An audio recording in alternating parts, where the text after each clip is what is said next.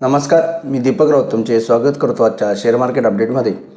आज मार्केट एक range bound राहिलं 26,000च्या आसपास. Nifty most of the time trade करत राहिला. बँक निफ्टी 59,200 ते 300 या रेंजमध्ये काम करत राहिला. बँक निफ्टी बऱ्यापैकी दिवसभर अंडर परफॉर्म केला. 100-200 पॉईंटची निगेटिव्हमध्ये ट्रेडिंग करत राहिला. निफ्टी मात्र 20-40-50 पॉईंट प्लस मायनसमध्ये ट्रेड करत राहिला. 20-30 पॉईंट खाली यायचं, परत 20-30 पॉईंट वर जायचा.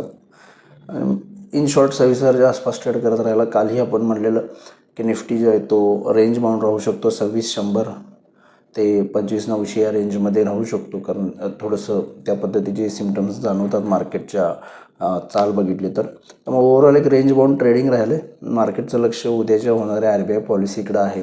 उद्या RBIची पॉलिसी आहे 3 महिन्यातनं एकदा होणारी व्याजदर निश्चित करण्याबाबतीची. व्याजदर कपात होऊ शकते असं वाटते, जवळपास 0.5%, कारण इन्फ्लेशन खूप कमी आहे. 0.25 बेसिस इन्फ्लेशन आहे.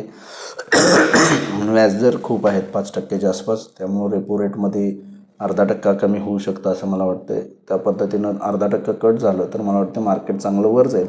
पण मार्केटला फ्युचर ग्रोथ प्रोस्पेक्ट्स, व्याजदर कपात होणार हे मार्केटला ऑलरेडी डिस्काउंट आहे.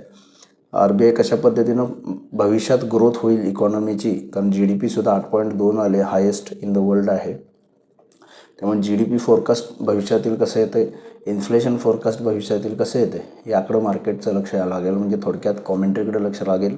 व्याजदर कपात आहे ही मार्केटसाठी ऑलरेडी डिस्काउंटेड न्यूज आहे. मग ओव्हरऑल मार्केटचं उद्या लक्ष RBI गव्हर्नर यांच्या स्पीचकडे राहील आणि त्यानंतरनं मार्केट जे आहे ते पुढची चाल कशा पद्धतीनं आहे ते डिसाईड करेल. आणि मला वाटतं उद्या मेक और ब्रेक होऊ शकतो. मे बी निफ्टी जो आहे तो 26,300च्या वर तरी जाईल. अदरवाईज 25,850च्या खाली आला तर थोडं प्रॉफिट बुकिंगसुद्धा सुरुवात होऊ शकते. जे RBIच्या पॉलिसीवर डिपेंडंट आहे. त्यामुळे RBIच्या पॉलिसीच्या अहेड निफ्टी रेंज बाउंड राहिला आहे. मायनर पॉझिटिव्ह 50 पॉईंट पॉझिटिव्ह 26,000च्या वरती क्लोज दिला आहे. आणि मार्केटचं लक्ष असं दिसतंय सध्या RBIच्या उद्या होणाऱ्या पॉलिसी आणि पुतीन आपल्या भारतामध्ये येत आहेत. पुतीन यांच्या भेटीकडे सुद्धा थोडं लागून राहिलं आहे, कारण आपल्या मोदी आणि पुतीन यांच्या भेटीवर अमेरिकेचं आणि चीनचं लक्ष आहे, जगाचं लक्ष असं म्हणता येईल, रशिया युक्रेन वॉरला घेऊन. आणि बऱ्यापैकी ऑलरेडी ट्रेड डील आपली अमेरिकेसोबत जी होणार होती ती अजून झालेली नाही आहे. त्यामुळे रुपये ऑल टाईम लो करत आहे. आणि अशामध्ये पुतीन यांची भेट ही निश्चित एक मार्केटसाठी आणि भविष्यातील जिओपॉलिटिकल आणि पॉलिटिकल जे काही जगामध्ये घडामोडी आहेत त्यासाठी महत्त्वपूर्ण मीटिंग आहे. त्याकडे मार्केटचं उद्या लक्ष असेल असं मला वाटते. उद्या थोडंसं मेक और ब्रेक डे निफ्टीसाठी असू शकतो. टेक्निकल पॉईंट्सद्वारे बघायचं झालं निफ्टी पॉईंट्स अजून इंटॅक्ट आहेत. 26,000च्या वरती 26,100 पहिला रेजिस्टन्स आहे. 26,100च्या वर गेलं तर 26,250 ते 300पर्यंत निफ्टी जाऊ शकते. 26,300 नवीन लाईफ टाईम हाय आहे आणि एक स्ट्रॉंग रेजिस्टन्स झोन आहे. 26,000च्या खाली आला तर 25,850-900 स्ट्रॉंग सपोर्ट आहे. पहिला सपोर्ट 25,900, त्यानंतर 25,850 एकदम स्ट्रॉंग सपोर्ट आहे. 25,850च्या खाली आला तर फर्दर डिक्लाइनिंग करू शकता.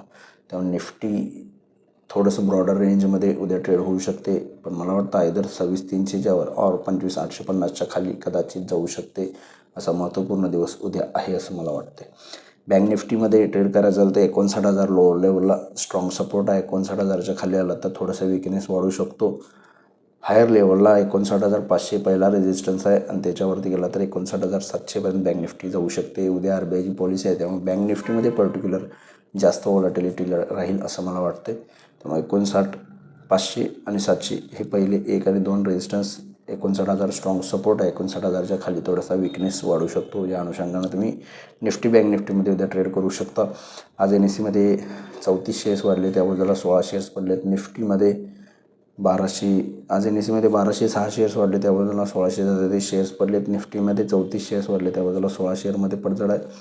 वाढणाऱ्या शेअर्सची संख्या NSEमध्ये निफ्टीमध्ये जास्त आहे. सेक्टर इंडिसेसमध्ये आज IT, FMCG आणि ऑटो सेक्टरमध्ये पॉझिटिव्ह मोमेंटम राहिला. तर एनर्जी आणि बँकिंग सेक्टरवर आज दबाव बघायला मिळाला. ग्लोबल मार्केटचा आढावा घ्यायचा तर युरोपियन मार्केट्स पॉझिटिव्ह आहेत, 0.5%च्या आसपास पॉझिटिव्ह आहेत. डाऊ फ्युचर्स जे आहे ते 50 पॉईंट मायनसमध्ये आहे. त्यामुळे ओव्हरऑल डाऊ जोन्स थोडंसं रिकव्हरी दाखवते लोअर लेवलवरून, पण थोडंसं रेंज बाउंड राहू शकते. त्यामुळे ओव्हरऑल ग्लोबल मार्केटपेक्षा उद्या होणारी RBI पॉलिसी आणि मोदी आणि पुतीन यांची भेट यावर मार्केटचं लक्ष राहील. तर बघूया उद्या मार्केट कशा पद्धतीने बिहेव होते. माझा व्हिडिओ ऐकला त्याबद्दल धन्यवाद. माझा व्हिडिओ जास्तीत लाईक करा, शेअर करा, माझ्या चॅनल सबस्क्राईब करून डेली अपडेटसाठी बेल आयकॉनला क्लिक करा. धन्यवाद.